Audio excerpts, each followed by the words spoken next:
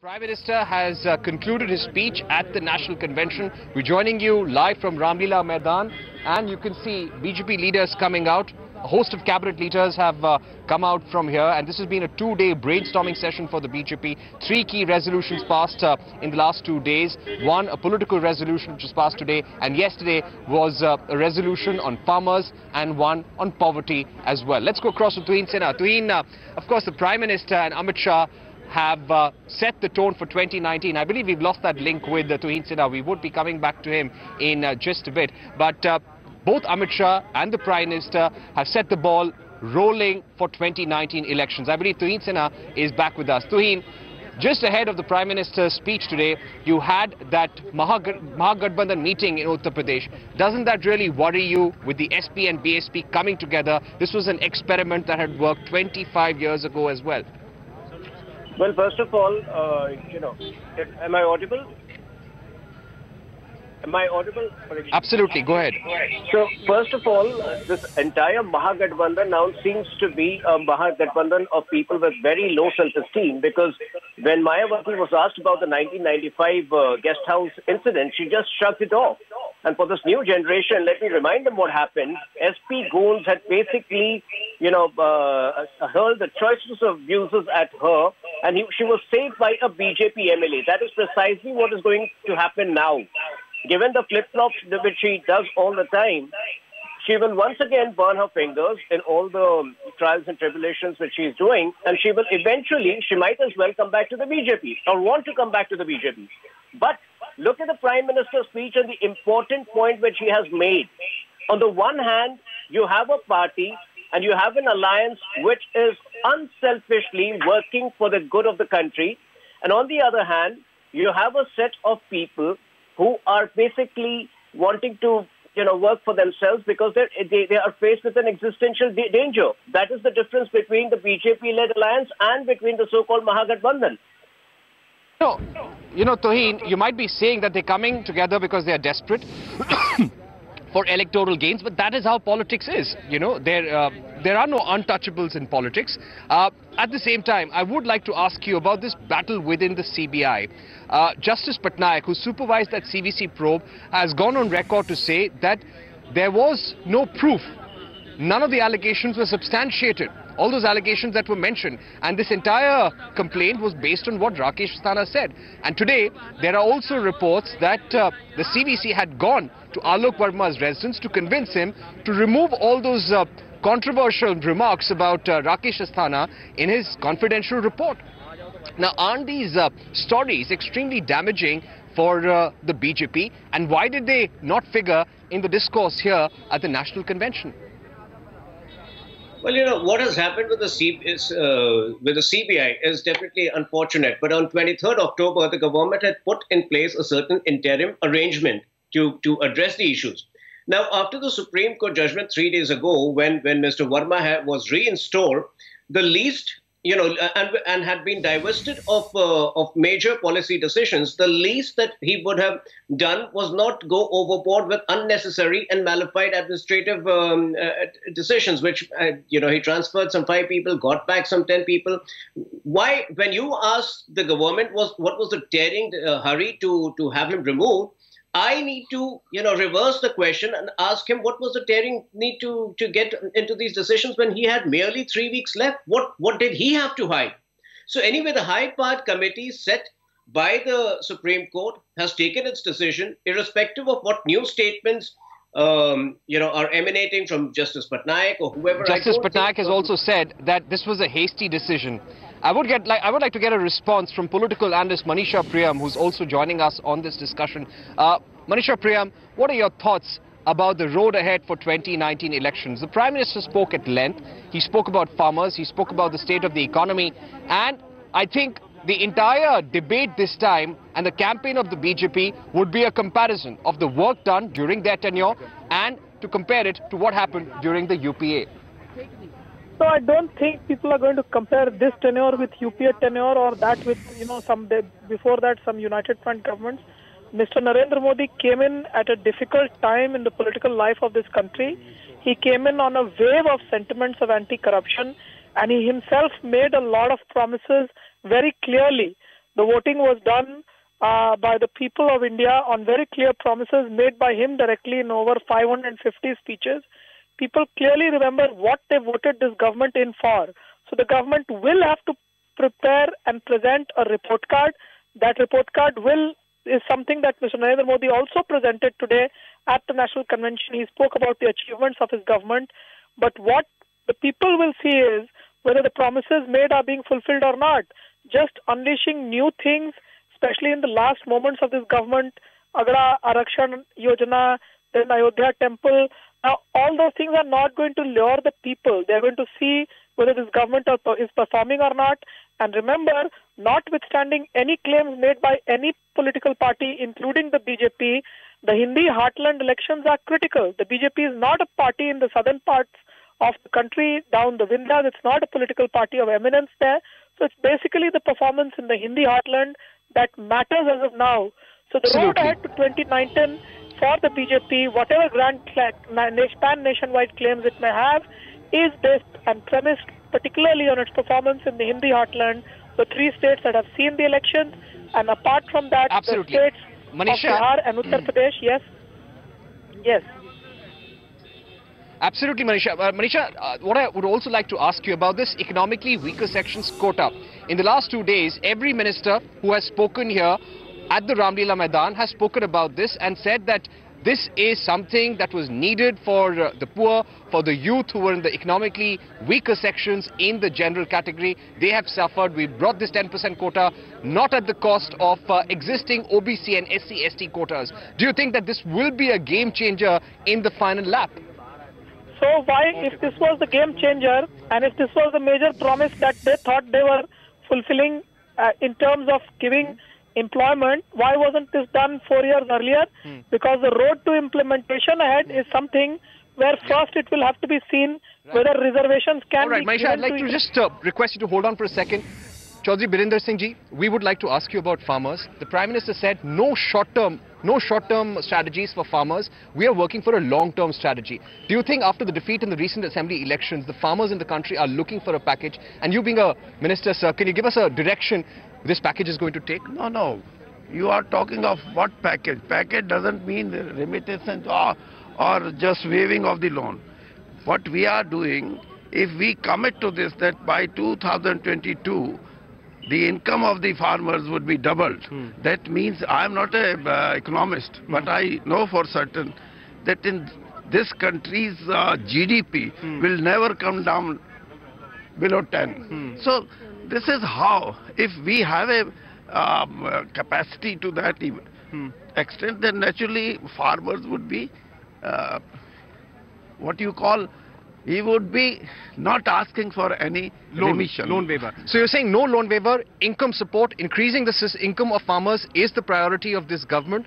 Are we, sir, looking at a package where the government would bring about a direct benefit transfer on the lines of the Raitu Bandhu scheme? That should be the priority of the government. And what I think in the present system of procurement, we must look at this, that about more than 2 dozen crops have gone under MSP, and there should be arrangement by the state government. It is only Haryana and Punjab where this kind of procurement is available, where you have the liberty to sell entire crop of your with MSP system. But in the rest of the country, this is the requirement. And if it is required, then what you say about the direct transfer, then it would be possible. All right, so you're saying direct benefit transfer is a good way ahead. Yes, this is you know, when we quote it, we have saved about 70,000 crore rupees because of the DBT. Okay, thanks very much for speaking to us. So that was Chaudhry Birinder Singh speaking to CNBC TV 18.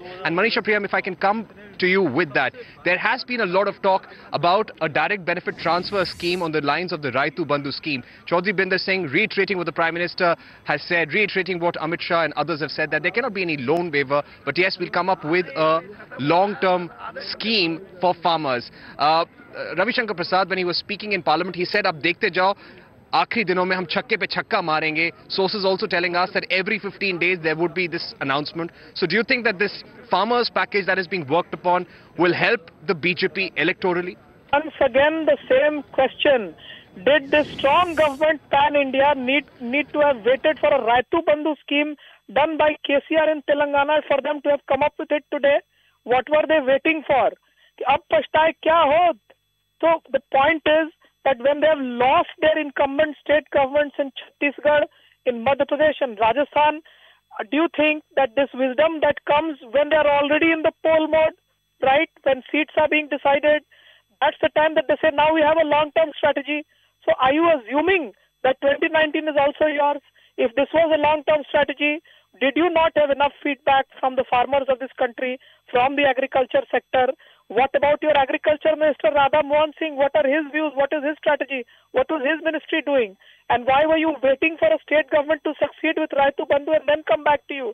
So on everything, new promises every day, direct benefit transfer scheme. We've been hearing about it from day one of this government, that there is going to be a universal basic income scheme. Why today? Why not before this? In fact, the things that you did prior to this, you know, the GST you implemented, so many amendments it has gone through.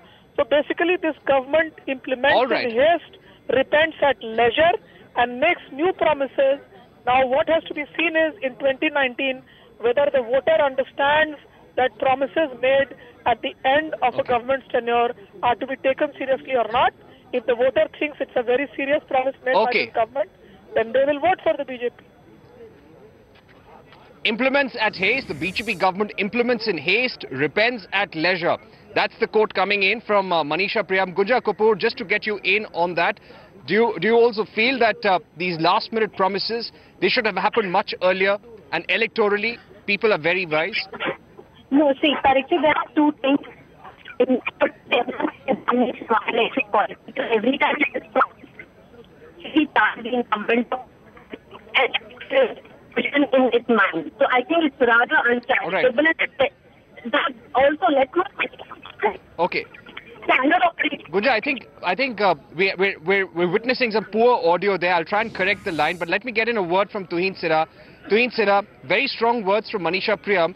And that is a valid question. If you knew that this was the problem for farmers, if there were issues with the Kisan credit card loan scheme, if there could have been better implementation of the Pradhan Mantri Fasal Yojana, there could have been a direct benefit transfer scheme, why was all this not done earlier? Parikshit, first of all, let me dispel this misconception that the government has not done enough for the farmers. On the other hand, we have done the maximum possible to increase the farmers' income. Because if you look at it, at the core of most problems was the fact that in the past, most of those strategies were focused around increasing farm outputs, and there wasn't adequate focus on increasing farmers' income. Number one, we have increased the MSP by 1.5 times on all mandated products starting this year. Number two, if you look at the kind of infrastructural advancements which have happened both in the irrigation projects as well as the rural road development schemes, all of that are aimed at bringing down the input cost for the farmers. At the same time, there have been technological upgradations, storage facilities have increased, Pradhan Mantri Fasal Bima Yojana has been put into place. So there are several steps which we have taken. But yes, we also need to acknowledge that these steps haven't sufficed. No, let me just give me 30 seconds. Now, the rural real wages have not increased commensurately or have not increased at all. So in this situation, as a responsible government, would we not go to the next level and take the next steps and just be assured of what we've done? That is precisely what we are doing now. So in the next week or 10 days, if you see a universal basic income. Okay, all right. Tuhin, just stay with us. You're saying that a lot of work has happened in the past, and it's not fair to say that all of this is happening just in the last 3 months ahead of elections. I believe we have a Samajwadi Party spokesperson with us, Nasir Salim. He is joining us on the phone. Nasir, agar main aapse jaan sakta hoon, we're hearing now that that the Gathbandhan in UP is a done deal, 38 seats each. You are being very respectful towards the Congress party. You're giving them 2 seats, no Gathbandhan with the Congress, because this has not helped you electorally in the past. The Prime Minister has spoken that this is a Gathbandhan of desperation. All parties, including Samajwadi Party and the Bahujan Samaj Party, had come up as opposition parties to the Congress, and today they are all getting together. And this is only for electoral gains. There is no ideology, no vision for the people, the poor or the farmers. How do you react to that, Nasir Salim? Well, I must tell you, I heard your question. Firstly, let me dispel the truth. The truth is that, as far as the Samajwadi Party is concerned, whether it was, in the bygone assembly elections recently, we were trying to understand the arithmetics, and obviously we were kept out of way by the Congress Party, and we respect that. And similarly, in the same way, we've not disregarded or disrespected the Congress Party. We've kept very much their arithmetic in place, and we've given them 2 seats simply because there is an arithmetic caste-based number that is being followed for Uttar Pradesh. Now, coming to the point on why caste-based and if it's an alliance of conveniences, firstly, it's not. But she said clearly that the Congress Party is also responsible for corruption. Both the BJP and Congress are responsible for corruption. Congress for Bofors, BJP for Rafale. See, so there is no question of respecting the Congress here. I think Mayawati was rather scathing. I tell you. Let's first address your question. Your question was very simple. Whether Congress is part of the alliance or not, and we've only given them 2 seats. That's what you're trying to insinuate. We've given them respectfully 2 seats simply because there is a caste-based arithmetic that favors them in Uttar Pradesh. Similarly, like the way in Madhya Pradesh and Chhattisgarh and Rajasthan, the other 3 states, a certain number didn't support us. We were kept out of the alliance by them. Similarly, it's the same situation in Uttar Pradesh now. Having said that, I want to tell you, now talking about the caste-based arithmetics, we must thank the BJP for actually bringing this in. It's very easier said than done by saying that, this is a convenience of alliances of convenience. But let me tell you, it's the BJP today which has formed the NDA with more than 47 alliances all over the country. And we have to give cognizance to that. And when it comes to them, they start putting fingers at us and saying this is a matter of convenience and so on and so forth. Coming to the vision part which you mentioned, I must tell you, if you notice in the last 12 years of government, 5 of the BSP and thereafter 5 years of the SP government.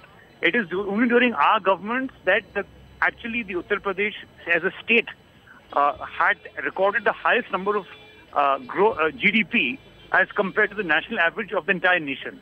And this is data which is verifiable. You can please have this looked into your records.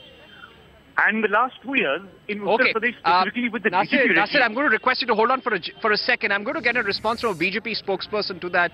Shazia Ilmi, thanks for joining us. We would just like to ask you for your response. Nasir Salim of the Samajwadi Party is with us, and he's saying that this is not an alliance of convenience. Samajwadi Party had actually done better for Uttar Pradesh than the BJP has done. The GDP growth of Uttar Pradesh was much better. And this is not just about a caste arithmetic. I have a very simple question for this gentleman who represents Samajwadi Party.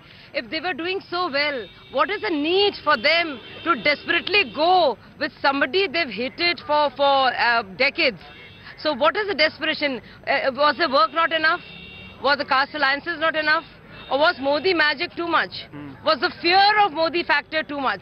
I think he's not being entirely honest. Yeah. Had they done something good for UP, they would not have to huddle together with a party they have abused for the longest period of time. But Shazia, every minister who spoke in the last 2 days has spoken about the Mahagathbandhan.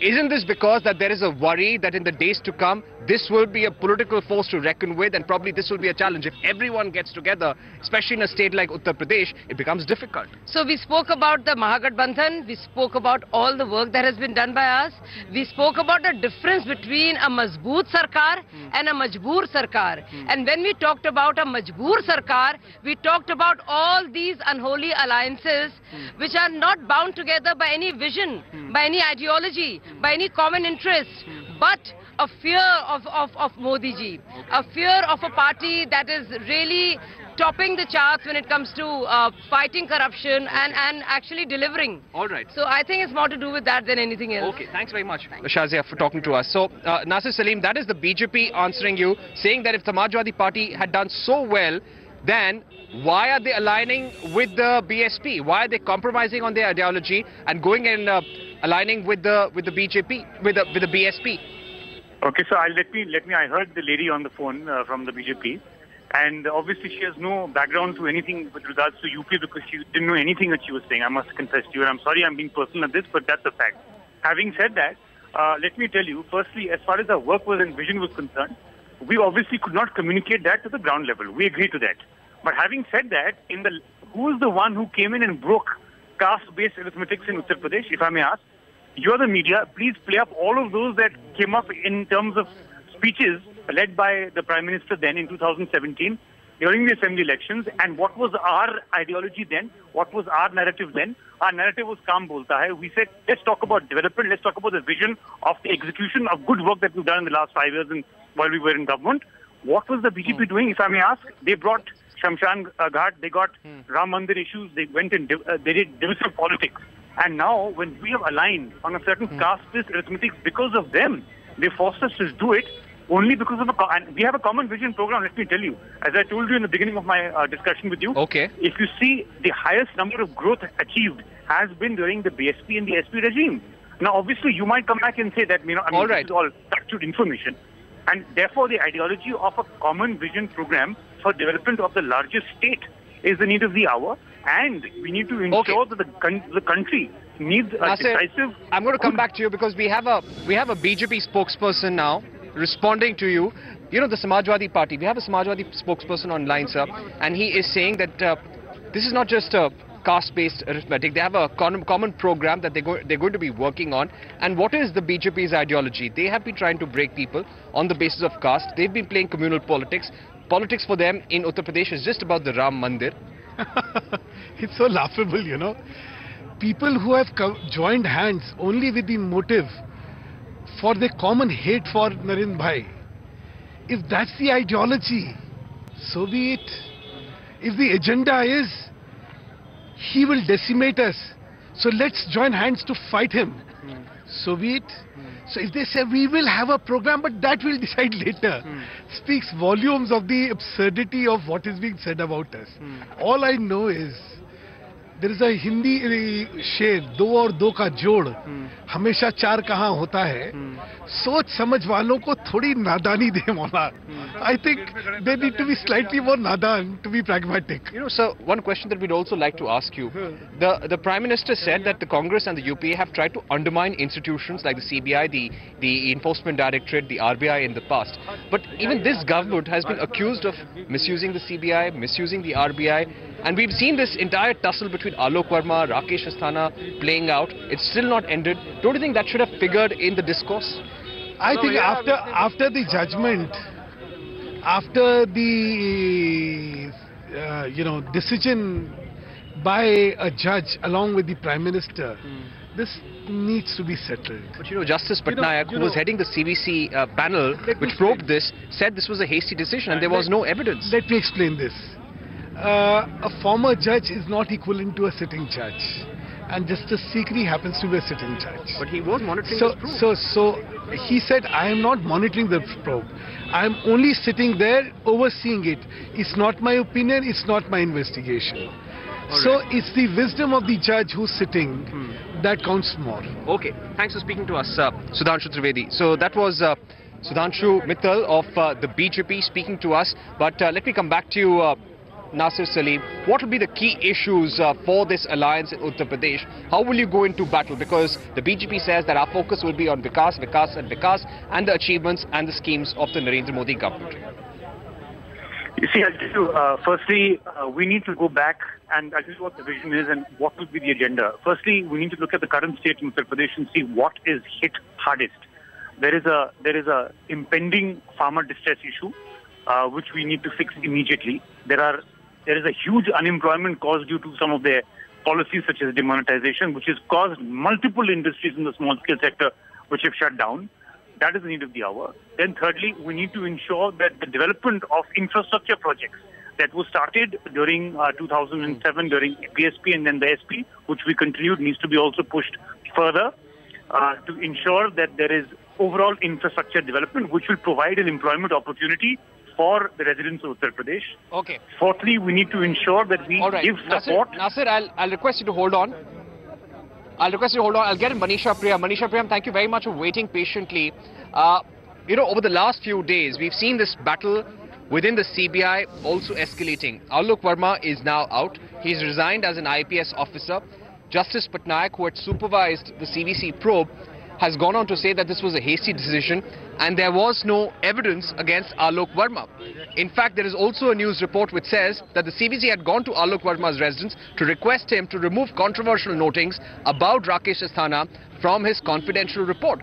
Do you think the BJP did not speak about this at the convention, but do you think this is a matter that will be raked up in the campaign and somewhere it could hurt the BJP's chances or not at all? I disagree with the eminent panelist from the BJP who spoke just before, and he said Sikri is higher than Patnaik because Patnaik has retired.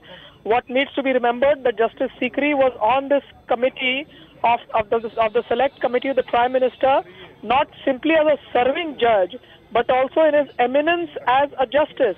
And remember, an honorable justice of the Supreme Court, Justice Patnaik, who was a part of this process, his speaking out today is extremely important. I would not have said this. I have been on record to say that we must accept the verdict and the wisdom of a committee which has an eminent justice on it. But this coming from Justice Patnaik is something very serious, and it's likely to be raked in because, you know, as a citizen, I have no way of understanding this except through the voice of the judiciary. And Justice Patnaik saying that the CBC report did not put any evidence across as far as Alok Verma is concerned.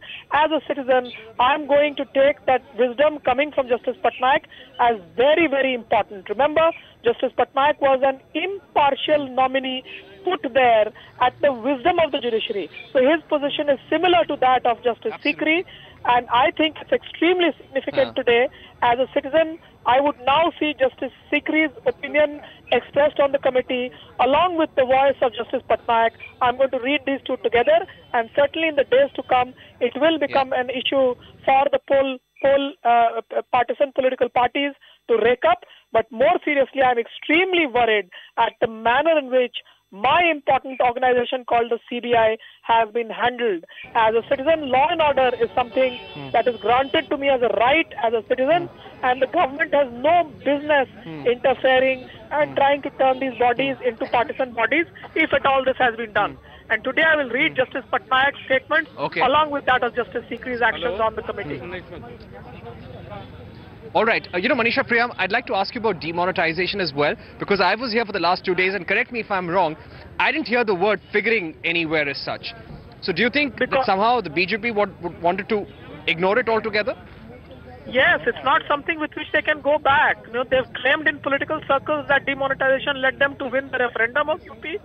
I think the referendum of UP was won on certain incompetence of the then incumbent government, the fights within the political party on the family feuds that were going on the sidelines, and definite corruption charges that were there on the ground.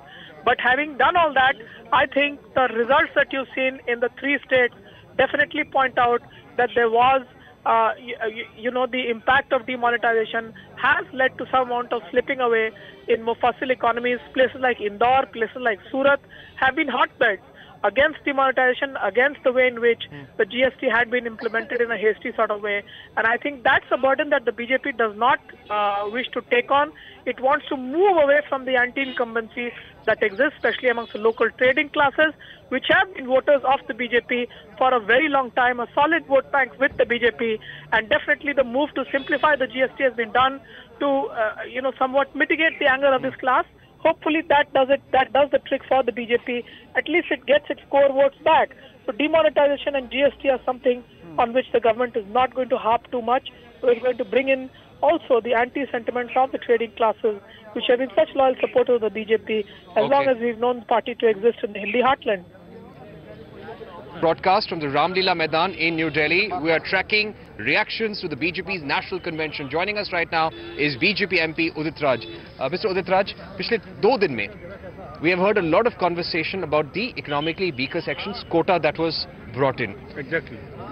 It got support in Parliament. Right. It has been passed by Parliament. But everybody is asking, why was this big, massive constitutional amendment brought in without anybody knowing it? In fact, there is also a parliamentary question which reveals that Thawarchand Gehlot had said that he wasn't aware about this. And this parliamentary question was just a few hours before the bill was brought in Parliament. See what happened and justifies everything.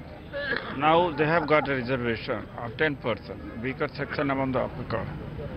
and that is a good job, that is a welfare job. Let us look at that. In fact, what is needed is that to empower them, and that has been very old demands. Now it has been conceded. At a very fast speed it was done, and of course there are people are questioning that why at the fag end any good thing never let then begin. It has begun, it has been done, and in a lightning speed it has been done. You think it will be a master stroke for the BJP? Certainly. Okay. Thanks very much, Mr. Udit Raj, for joining us. Sandeep Shastri, thanks very much for being with us. You know, Udit Raj feels that this will be a master stroke for the BJP, the economically weaker sections quota in the general category that was brought in. The Prime Minister spoke about it, Amit Shah spoke about it, Nitin Gadkari spoke about it. Every minister who spoke at the Ramlila Maidan mentioned this as a game changer, as a master stroke for the BJP. Do you think that this will translate into electoral gains? And also, what do you think about this policy? Ravi Shankar Prasad had said that every few days there'll be a chakke pe chakka. So I think in 15 days we'll hear something for traders. In another 15 days we'll hear something about farmers. Will this really work on the ground now? For a long time people were talking about whether the government would indulge in some surgical strike to be able to give support. I think in a sense this is an attempt at a surgical strike at the opposition to try and steal from the opposition which was one of their favorite agendas, which did not allow in any way the opposition to oppose it in Parliament, and only add, however, kintu parantu in all the support that they gave. Having said that, I must also add that the economic reservation criteria which they have now come up with would still take some time to actually come to effect, and I'm not too sure whether that will be possible before the elections happens. So it will still be a promise on the part of the government which I'm not too sure can actually be implemented on the ground. And let's also remember that this may not necessarily be a major issue across the country. It could be an important issue in some states of North India, especially states like Uttar Pradesh. Because if you come to the south, if you come to states like Tamil Nadu and Karnataka, already 94% of the population is already under the gamut of reservations. So I think this could have some impact in certain segments of society in terms of support, but then it will continue to be a measure which will not be implemented before the election. All right. And Sandeep Shastri, you're a well-known psephologist. We'd like to ask you about the alliance that we are seeing in Uttar Pradesh. This alliance is coming together after 25 years. Mayawati, Akhilesh saying they're very sure about uprooting the BJP from Uttar Pradesh. 80 Lok Sabha seats, and if this alliance succeeds, they could really disturb the BJP's apple cart. What do you feel?